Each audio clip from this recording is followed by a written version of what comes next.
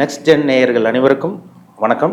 நான் ஜோதிடர் தமிழரசன் பேசுகிறேன். இன்றைக்கி நம்ம இந்த பதிவில் பார்க்க போகிற தலைப்பு சனிப்பெயர்ச்சி பலன்கள். சனிப்பெயர்ச்சி பலன்கள் பற்றி தான் நம்ம பார்க்க போகிறோம். அதை பார்த்திங்கன்னா சனின்னா யார், ஒரு சில பேர்த்துக்கு டவுட் வருது. சார் சனின்னா யார், கர்மக்காரகன்னு சொல்கிறாங்க, இந்த சனி பகவான் எந்த விதமான பலனை கொடுக்குன்னு நிறைய பேர்த்துக்கு டவுட் இருக்குது. ஒரு சில பேர்த்துக்கெல்லாம் பார்த்திங்கன்னா சனியை பார்த்தாலே, அந்த சனி பயிற்சின்னு கேட்டாலே ஒரு சில பேர்த்துக்கு பயமும் பதட்டமும் அதிகமாக வரும். என்ன காரணம்னா, சனி இயற்கை பாவ கிரகம், பாவத்தை செய்யக்கூடிய கிரகமே சனி தான். ஒரு சில பேருக்கெல்லாம் பாருங்க, சனி பயிற்சி வந்தால் போட்டு புரட்டி எடுத்துரும், புளிஞ்சு எடுத்துரும்னு சொல்லிடலாம். அந்த அளவுக்கு சனி பயிற்சி ஒரு சில தாக்கங்களை கண்டிப்பாக அந்த ஜாதகருக்கு ஏற்படுத்தி தீரும். ஒரு சில பேருக்கு சனினால என்னன்னு தெரியாது, சனி பயிற்சினால என்னன்னு தெரியாது, அவங்க பாட்டுக்கு அவங்க லைஃப் வாழ்ந்துட்டு போயிட்டே இருப்பாங்க. ஒரு சில பேர்த்துக்கு பார்த்தீங்கன்னா அந்த ஜாதகத்து மேலே ஆர்வம் இருக்கும், நம்பிக்கை இருக்கும், அவங்க பயங்கரமாக பயப்படுவாங்க. ஒரு சில பேருக்கு சனி அப்படியே அடுத்த கட்டத்துக்கு கொண்டு போகும், வாழ்க்கையே புரட்டி போடுன்னு சொல்லலாம்.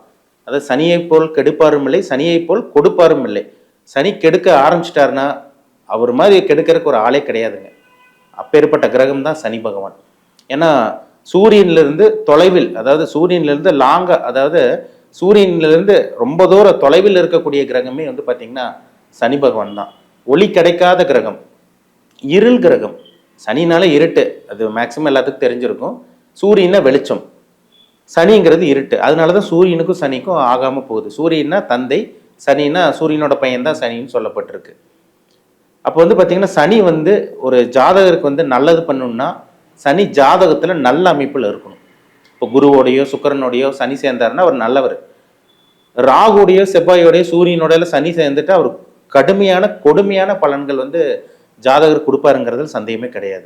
அப்போ சனி ஜாதகத்தில் சுப தொடர்போடு இருக்கணும், சுபகிரகத்தோட தொடர்பில் இருக்கணும். சனி பாவ கிரகத்தோட தொடர்பு இருந்துச்சுன்னா கடுமையான கெடுபலன்களை கண்டிப்பாக இந்த சனி பயிற்சியிலையும் சனி தசையிலையும் சனி புத்தியிலையும் சனி கொடுப்பாருங்கிறதுல சந்தேகமே கிடையாது. சரிங்களா? சனிங்கிறது இருள் கிரகம். அந்த இருள் கிரகத்தோட தாக்கம் பார்த்தீங்கன்னா ஒரு மனுஷனுக்கு வராமல் இருக்கிற வரைக்கும் நல்லது. சரிங்களா? ஒரு சில பேர்த்துக்கு சனி பயிற்சி வந்தாலே ஆடம்பரமான வாழ்க்கை, ஒரு சொகுசான வாழ்க்கை சனி கண்டிப்பாக கொடுத்துருவார்.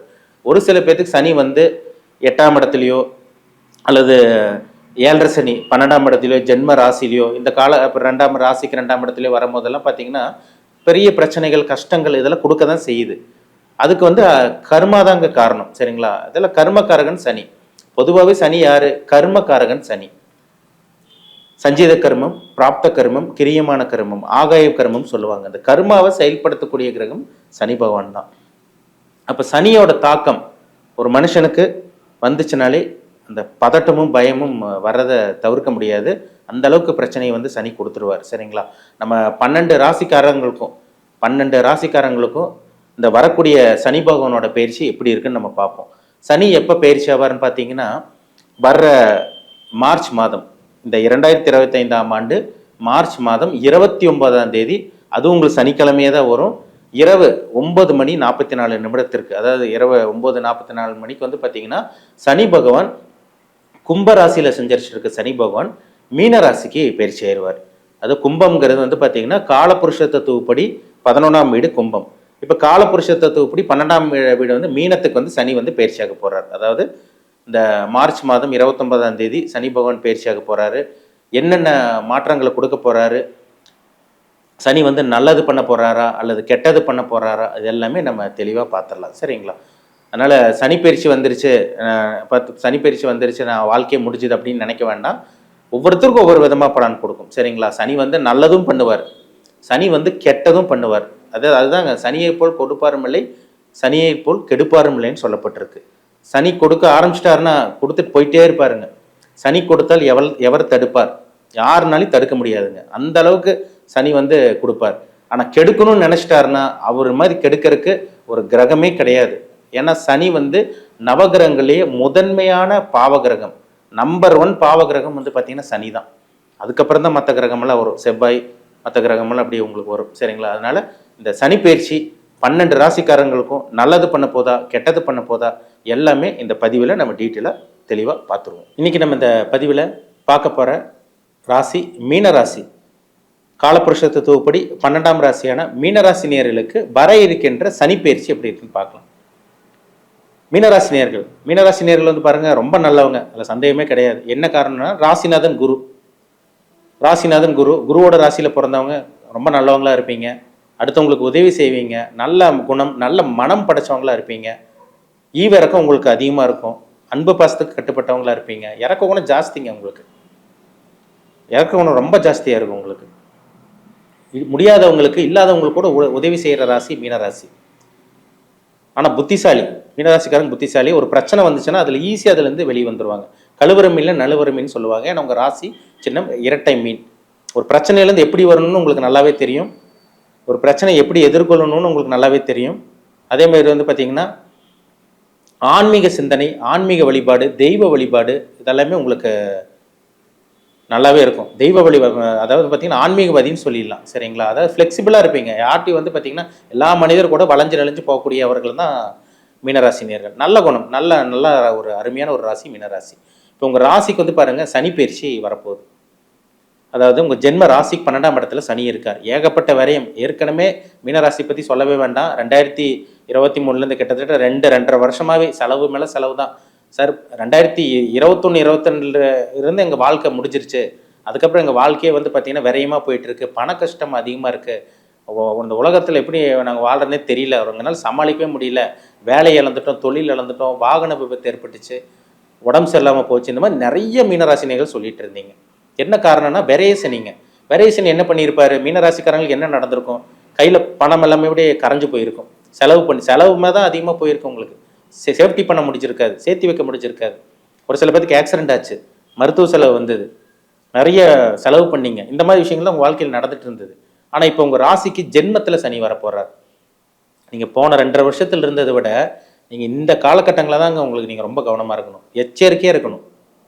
எடுத்து வைக்கிற ஒவ்வொரு அடியும் சுற்றி 4 பக்கமும் யோசிச்சு தான் முடிவு எடுக்கணும். யாரையும் நம்பிடாதீங்க இந்த காலகட்டம், சரிங்களா? ஏன்னா ஜென்ம சனி என்ன பண்ணுவார்? உங்கள் ராசி மேலே சனி இருக்கார். உங்களை போட்டு ஒரு அழுத்துவார். அப்படியே ஒரு அழுத்தம் இருக்கிற மாதிரி இருக்கும். நம்ம உடம்புல யாரோ பூந்துட்ட மாதிரி இருக்கு, நம்மளுக்கு ஏதோ பண்ணி வச்சுட்டாங்களா ஏதோ அப்படிங்கிற மாதிரிலாம் தோணும் இந்த காலகட்டங்களில். அதனால் கவனமாக இருங்க, சரிங்களா? யாரையும் நம்ப வேண்டாம். ஏன்னா ராசியில் சனி வந்தால் அதுக்கு பேர் ஜென்ம சனின்னு சொல்லுவாங்க. ஜென்ம ராசியில் சனி வந்துட்டாலே சில பிரச்சனைகளையும் துன்பத்தையும் கொடுப்பாருங்கிறதுல சந்தேகமே கிடையாது. வாய் விட்டு அழுகிற மாதிரி வரும், மனசுக்குள்ளேயே அழுகிற மாதிரி வரும். இந்த மாதிரி விஷயங்கள்லாம் கண்டிப்பாக அந்த சனி கொடுப்பார். கவனமாக இருக்கணும், சரிங்களா?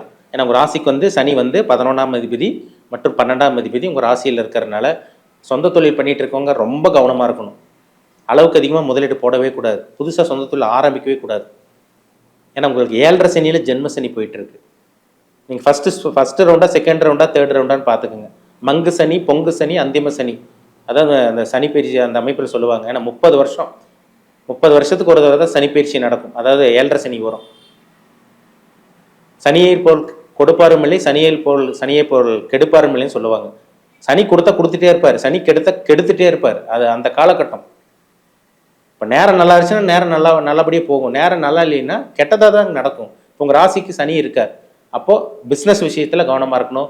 யார்ட்டி பணத்தை கொடுத்துடக்கூடாது. பணம் கொடுத்து மாட்டிக்குவீங்க. ஷேர் மார்க்கெட் பண்ணுறேன், நான் ஸ்டாக் மார்க்கெட் பண்ணுறேன், ஒரு 10 லட்ச ரூபா போட்டு நான் 20 லட்ச ரூபா எடுப்பேன் அப்படிங்கிற மாதிரிலாம் சொல்கிறாங்க சார், சொல்லிட்டு இருக்காங்க சுற்றி இருக்கவங்க. அந்த மாதிரிலாம் போயிடாதீங்க, ஏமாந்து போயிடுவீங்க. பண விஷயத்தில் கவனமாக இருக்கணும், சரிங்களா? வேலையை மாற்றக்கூடாது. இந்த காலகட்டங்களில் வேலையை மாற்றவே கூடாது. இருக்கிற வேலையை காப்பாற்றிக்கிறது நல்லது. ஒரு சில பேருக்கு வேலை பறிபோறக்கும் வாய்ப்பு இருக்குது. அதனால் ஜென்ம ராசியில் சனி இருந்து உங்களுக்கு சில வேலையில் சில பிரச்சனைகள் வரும். தேவையில்லாமல் பேசிடுவீங்க. அதாவது வந்து பார்த்தீங்கன்னா உங்களுக்கு சனி பிடிச்சிருச்சுன்னு சொல்கிறாங்க பார்த்தீங்களா, தேவையில்லாமல் வாக்குவாதம் பண்ணுற மாதிரிலாம் வரும். நீங்கள் நல்லா தான் பேசுவீங்க, நீங்கள் நல்லதுக்காக தான் வாயை திறப்பீங்க. ஆனால் அடுத்தவங்க வந்து உங்களுக்கு கெட்டதாக புரிஞ்சுக்குவாங்க. கெட்ட பலன்கள், கெட்ட விஷயங்கள் நடக்கும். தேவையில்லாத கெட்ட பேர் வாங்குறது எல்லாமே இந்த சனி பயிற்சி கொடுக்கும். அதனால் கவனமாக இருக்கணும். லவ் பண்ணிகிட்டு இருக்கவங்க எச்சரிக்கையாக இருக்கணும். லேசாக அப்படி விரிசல் வரும் இந்த காலகட்டங்களில். கணவன் மனைவிக்குள்ள சில பிரச்சனைகள் வரும், கவனமாக இருக்கணும். பணப்பிரச்சனை சனி கண்டிப்பாக கொடுப்பார், மன அழுத்தம் கொடுப்பார். ஒருத்தருக்கு சனி வந்து பிரச்சனை கொடுக்கணும்னு நினச்சா கொடுத்துட்டு போயிட்டே இருப்பாருங்க. மெயினாக பணப்பிரச்சனை, உடல் ஆரோக்கியத்தில் பிரச்சனை, அதே மாதிரி வந்து பார்த்திங்கன்னா குடும்பத்தில் பிரச்சனை, இதுதான் மெயினாக வரும். ஹெல்த் கண்டிஷனில் கவனமாக இருக்கணும். அதனால் வந்து பார்த்திங்கன்னா முடிஞ்ச அளவுக்கு மாஸ்டர் ஹெல்த் செக்கப், முழு உடல் பரிசோதனை, பிபி கொலஸ்ட்ரால் இருக்கவங்கள செக் பண்ணிக்கிறது ரொம்ப நல்லது. சுகர் இருக்கவங்க செக் பண்ணிக்கோங்க, சரிங்களா? ஏன்னா ராசியில் சனி இருந்தாலே உடம்புல ஏதோ ஒரு பிரச்சனை கொடுப்பார். ஏன்னா வியாதி தரக்கூடிய கிரகம் சனி, கஷ்டத்தை தரக்கூடிய கிரகம் சனி. கடனை தரக்கூடிய கிரகம் சனி. அப்போ இந்த காலகட்டங்கள்லாம் உடம்புல வியாதி வரும், கடன் தொல்லை, அந்த மாதிரி விஷயங்கள்லாம் கொடுக்கும், எதிரி உருவாவாங்க. நான் ஏன் இவ்வளோ நெகட்டிவாக சொல்கிறேன்னா, இதெல்லாம் சொன்னால் நீங்கள் கவனமாக இருக்கணும்னா ஓரளவுக்கு நீங்கள் சேஃப்டி பண்ணிக்க முடியும். இப்போ மழை வந்தால் மழையை நிறுத்த முடியாது, கொடை பிடிச்சிக்கலாம், அவ்வளோதான். அதான் பரிகாரம். அப்போ பிஸ்னஸ் ஆரம்பிக்க வேண்டாம், சொந்த தொழில் பண்ண வேண்டாம், நண்பர்கள் விஷயத்தில் கவனமாக இருக்கணும், கணவன் மனைவி விஷயத்தில் கவனமாக இருக்கணும், கூட்டு தொழில் ஆரம்பிச்சிடாதீங்க. லவ் பண்ணிட்டு இருக்கவங்க கவனமாக இருங்க, சரிங்களா? அதே மாதிரி பார்த்தீங்கன்னா உங்கள் அப்பா அம்மாவோட ஹெல்த் கண்டிஷனில் கொஞ்சம் பிரச்சனை வரும். ஒருத்தருக்கு 7.5 சனி வந்தாலே பாருங்கள், அவங்க வீட்டில் யாருக்கோ ஒருத்தருக்கு உடம்பு சரியில்லாமல் போகும், மருத்துவ செலவு வரும். இதெல்லாம் மீனராசினியர்கள் இப்போ நடந்துட்டு இருக்கு. இறை வழிபாடு பண்ணுங்க, குலதெய்வ வழிபாடு பண்ணுங்க, உங்கள் குலதெய்வத்தை கெட்டியாக பிடிச்சிக்குங்க, ஆஞ்சநேயர் வழிபாடு பண்ணுங்க, விநாயகர் வழிபாடு பண்ணுங்க. இந்த 7.5 சனி காலகட்டங்களில் திருநள்ளாறு போய் சனீஸ்வரர் வழிபாடு பண்ணுறது ரொம்ப நல்லது. உங்களுக்கு முடிஞ்ச அளவுக்கு உடல் ஊனமுற்றவங்களுக்கு, முடியாதவங்களுக்கு, ஏழை எளிய மக்களுக்கு நீங்கள் அன்னதானம் பண்ணுறது, அவங்களுக்கு பொருள் உதவி, ஏதோ ஒரு உதவி பண்ணுறது ஒரு நல்ல ஒரு அமைப்பாக இருக்கும் உங்களுக்கு, சரிங்களா?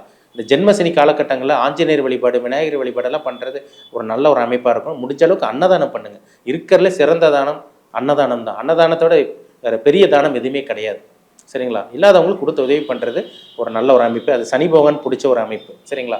சனிக்கு ரொம்ப பிடிக்கும். நீங்கள் ஏழை எளிய மக்களுக்கு, உடல் ஊனமுற்றவங்களுக்கு உதவி செய்கிறது ஒரு நல்ல ஒரு அமைப்பாக இருக்கும். இந்த ஜென்ம சனி காலகட்டங்களில் இது ஒரு சிறந்த பரிகாரமாக எல்லா மீனராசி நேயர்களுக்கு அமையுங்கிறதுல சந்தேகமே கிடையாது, சரிங்களா? அதனால் எந்த ஒரு விஷயமா இருந்தாலும் கவனமாக இருக்கணும், பண விஷயத்தில் கவனமாக இருக்கணும். சொந்த தொழில் ஆரம்பிக்கக்கூடாது. மறுபடியும் சொல்கிறேன், சொந்த தொழில் ஆரம்பிக்க வேண்டாம்.